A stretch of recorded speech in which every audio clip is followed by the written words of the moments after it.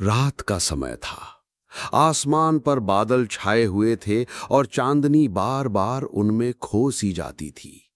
ठंडी हवा बह रही थी, लेकिन उस हवा में एक अजीब सी सिहरन भी थी। तिलक अपने दोस्त विनय की शादी में आया था। विनय का गांव बहुत पुराना था। कच्चे मकान, टूटी फूटी हवेलियां और संकरी गलियां, जैसे वक्त यहां ठहर गया हो। शादी का माहौल पूरे दिन रौनक से भरा रहा। ढोल नगाड़ों की गूंज, शहनाई की आवाज, लोगों की भीड़ और हंसी ठिठोली से गांव जीवंत हो उठा था। तिलक शहर का रहने वाला था, इसलिए उसे ये देहाती रंग रौनक बहुत भा रही थी। लेकिन जैसे जैसे रात गहराने लगी, उसे लगने लगा कि इस गांव की मिट्टी में सिर्फ खुशी ही नहीं, कोई अनजाना डर भी दफन है। शाम तक शादी का शोरगुल चरम पर पहुंच गया। लोग नाचते गाते रहे। बाराती और घर वाले दोनों में ठहाकों की गूंज थी। मगर आधी रात होते होते तिलक भीड़ से ऊब गया। उसने सोचा कि थोड़ा बाहर निकलकर ताजी हवा ले आए। गांव की सकरी गलियों से गुजरते हुए वो उस पगडंडी तक आ पहुंचा जो गांव से बाहर खेतों और जंगल की ओर जाती थी। जैसे ही वो पगडंडी पर पहुंचा, अचानक उसे एक अजीब आवाज सुनाई दी, ढन ढन ढन। पहले तो उसने सोचा कि कोई बैलगाड़ी खेतों से लौट रही होगी। गांव में बैलगाड़ियां आम बात थीं, लेकिन समय रात के 12 बजे का था। इतनी रात को कौन गाड़ी लेकर निकलेगा? आवाज धीरे धीरे पास आने लगी। तिलक ने देखा कि सचमुच एक पुरानी बैलगाड़ी उसकी ओर आ रही है। बैल काले और बेहद विशाल थे, उनकी आंखें चमक रही थीं। गाड़ी पुरानी सड़ी गली लकड़ी की बनी थी, जिस पर काई जमी हुई थी। और सबसे अजीब, बैल के पैर जमीन को छू नहीं रहे थे, वो हवा में चलते हुए गाड़ी को खींच रहे थे। तिलक के शरीर में ठंडक दौड़ गई। गाड़ी उसके पास आकर रुकी। उस पर बैठा आदमी काले कपड़ों में था, चेहरा घूंघट सा ढका हुआ। उसने सिर उठाकर तिलक को देखा। उसकी आंखें लाल अंगारों जैसी चमक रही थी। तिलक ने कांपते हुए पूछा, कौन हो तुम? इतनी रात को कहां जा रहे हो?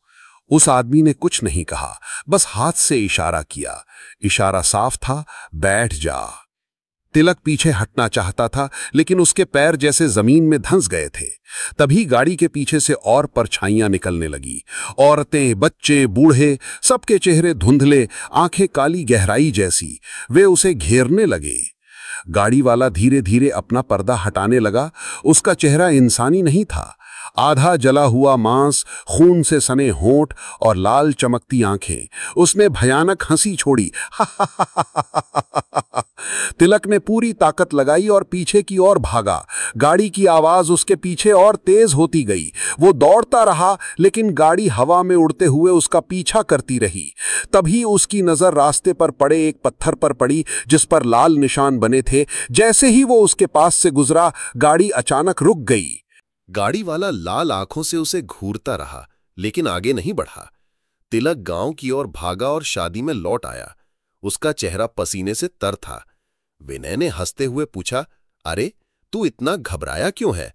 तिलक सिर्फ इतना कह पाया, तुम्हारी पगडंडी पर कोई है, बैलगाड़ी, वो इंसान नहीं।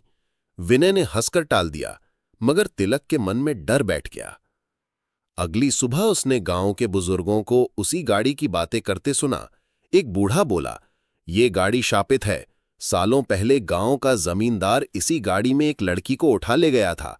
उसकी मौत के बाद से ये गाड़ी हर साल कुछ रातों को निकलती है और किसी को अपने साथ ले जाती है। विनय ने हंसकर कहा, बाबा ये सब पुरानी बातें हैं।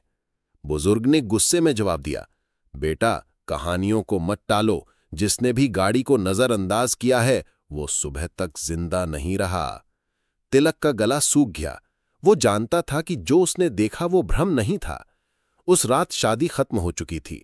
गांव सन्नाटे में डूबा हुआ था। लोग जल्दी जल्दी अपने दरवाजे बंद कर चुके थे।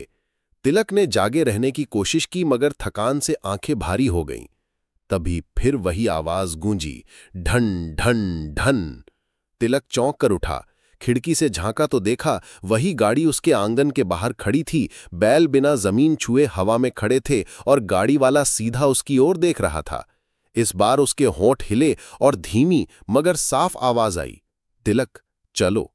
उसका दिल थम गया। उसका नाम, उसे उसका नाम कैसे पता?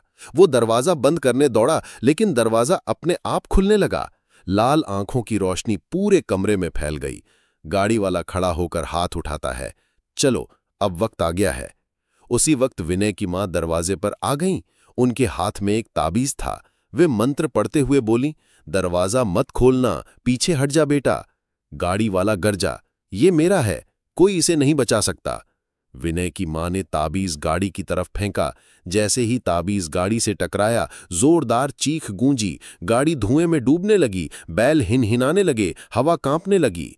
पर गाड़ी वाला आखिरी बार चीखा, तिलक तू फिर भी आएगा, अगली अमावस्या को तू मेरा होगा। फिर सब धुआं बनकर गायब हो गया। तिलक जमीन पर गिर पड़ा। उसका शरीर बर्फ की तरह ठंडा था। सुबह होने पर गांव वाले इकट्ठा हुए। विनय की मां ने बताया कि ये शाप सदियों से गांव पर है। तिलक गांव छोड़कर चला गया, लेकिन वो रात उसके दिल से कभी नहीं निकली। शहर में भी जब रात गहरी होती, उसे खिड़की के बाहर वही आवाज सुनाई देती, ढन ढन ढन।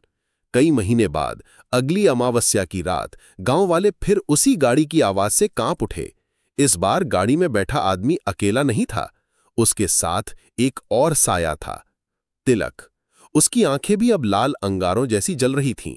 गाड़ी धीरे धीरे धुंध में खो गई और गांव फिर हमेशा के लिए उस सन्नाटे और डर के हवाले हो गया। दोस्तों, अगर आप बताना चाहते हो कि मैं नेक्स्ट स्टोरी किस टॉपिक पे लाऊं, तो कमेंट कर सकते हैं। आप अपनी स्टोरी मुझे इंस्टाग्राम पर भेज सकते हैं। लिंक चैनल डिस्क्रिप्शन में मिल जाएगा। और कहानी के लास्ट में अपना नाम सुनने के लिए नाम कमेंट करें। धन्यवाद दोस्तों।